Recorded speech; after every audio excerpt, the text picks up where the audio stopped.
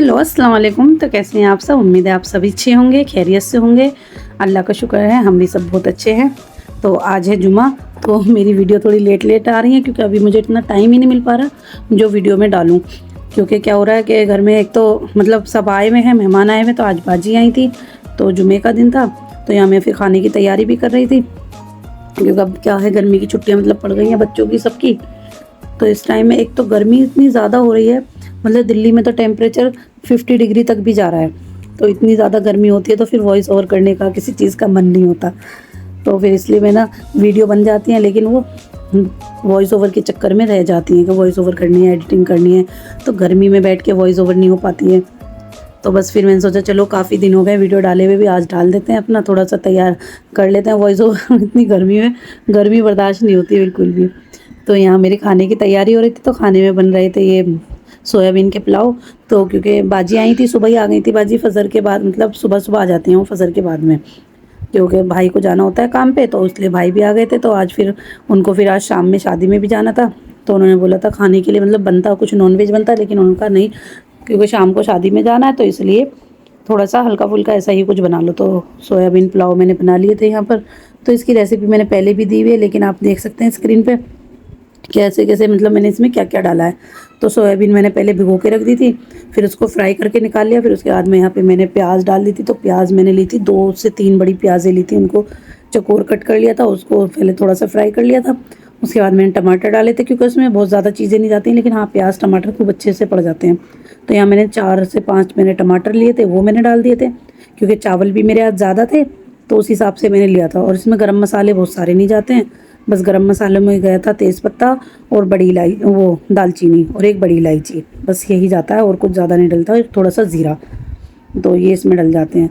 तो बहुत सारा गरम मसाला भी नहीं जाता। और इसमें डाल दिए थे मैंने थोड़ी सी लाल मिर्च, थोड़ी नहीं मतलब टेस्ट के हिसाब से लाल मिर्ची डाल दी थी, और साथ साथ में मैंने इसमें डाल दिया था नमक।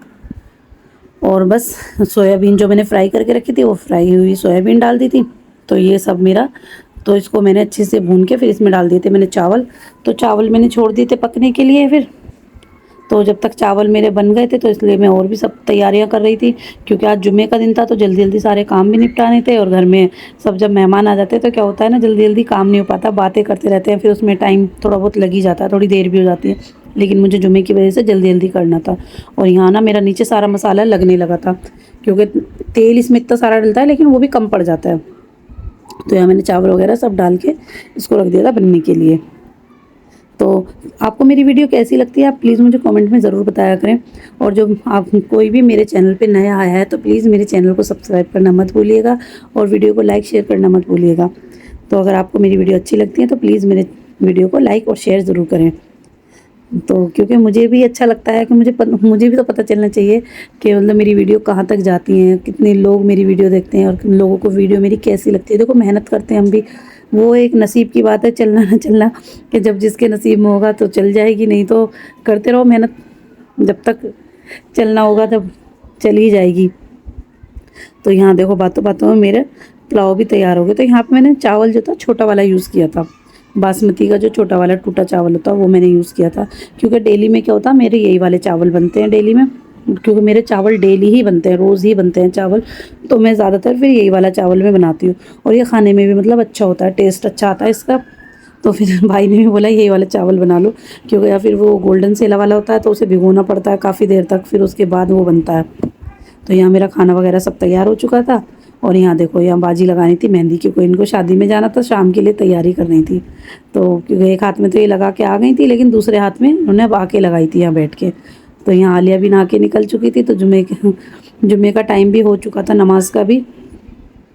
तो यहाँ पे बस फिर सब अपने अपने नमाज़ पढ़ने के लिए बस निकल गए थे। तो मैं भी यहाँ नहा धो के मैं भी लग गई थी नमाज़ पढ़ने, क्योंकि सबसे पहले नमाज़ ज़रूरी है, सब काम छोड़ो, नमाज सबसे पहले है। क्योंकि सब काम होते रहेंगे, लेकिन नमाज अपने टाइम पे, इबादत अपने टाइम पे हो, तो वो सबसे बेहतर है। तो यहाँ पे सबका खाना वगैरह सब हो चुका था, मैंने यहाँ सबको खाना वाना खिला के उसके बाद में मैं नमाज़ पढ़ने लगी थी, ताकि यह है कि मैं भी अपने तसल्ली से नमाज़ भी पढ़ लूँगी, और अपने जो सारे मतलब दुआएं वगैरह होती हैं वो भी सब पढ़ लूँगी। तो यहाँ मैं नमाज़ पढ़ के निपट चुकी थी। फिर उसके बाद मैंने अपनी जो मतलब दुआएं थी वो सब पढ़ी, कुरान शरीफ पढ़ा, और जो मेरी तस्बीह वगैरह थी वो सब पड़ी, और यहाँ देखो फेज़ बैठा हुआ है।